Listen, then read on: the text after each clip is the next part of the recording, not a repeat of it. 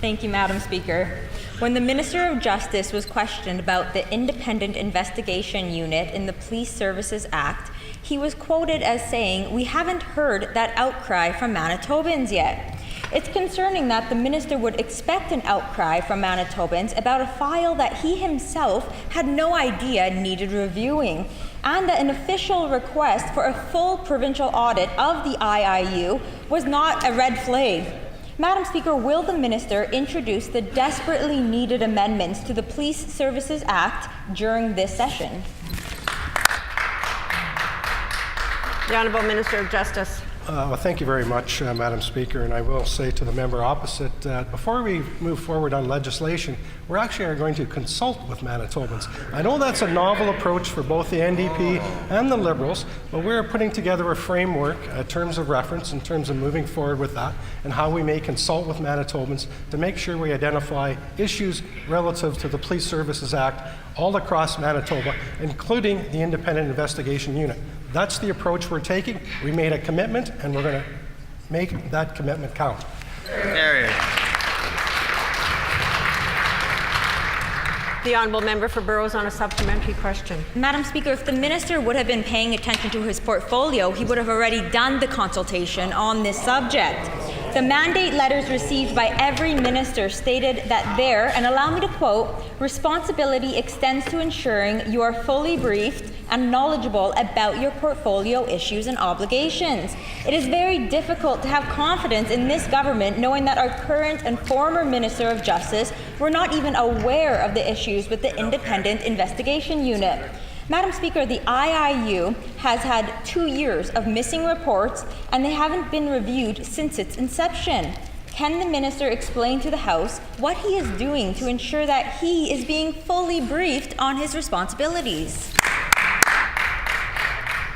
The Honourable Minister of Justice. Thank you very much, Madam Speaker, and I do appreciate the question from the member. I think the member has to remind herself that this is an independent investigation unit. That is their role. They're outside of government to act independently when issues are raised by police forces across the province of Manitoba. I will say our government has complete confidence in police forces across the province. We have complete confidence that the people at the Independent Investigation Unit, we as a government provide oversight.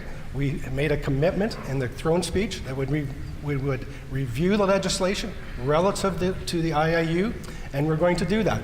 And the terms of reference will be provided to Manitobans very shortly.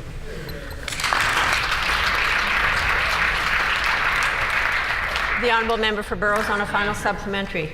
The most alarming part about the issues with the Independent Investigation Unit is that it has had zero oversight from the Department of Justice. Madam Speaker, years of issues without any reviews from the previous NDP government or this new Pallister government. This cannot be overlooked. This is about people's lives, and Manitobans deserve to have confidence in their government.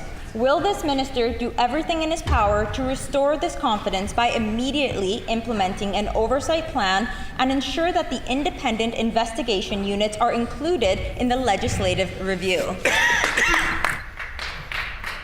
The Honourable Minister of Justice.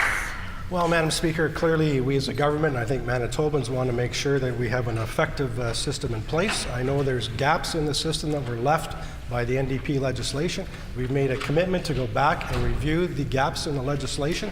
We're going to engage Manitobans all across the province in that regard. We think that's the right approach to do. The terms of reference will identify issues across police services. The terms of reference will also identify specifically the Independent Investigation Unit, and we will review all of those issues relative to the Police Services Act. Here.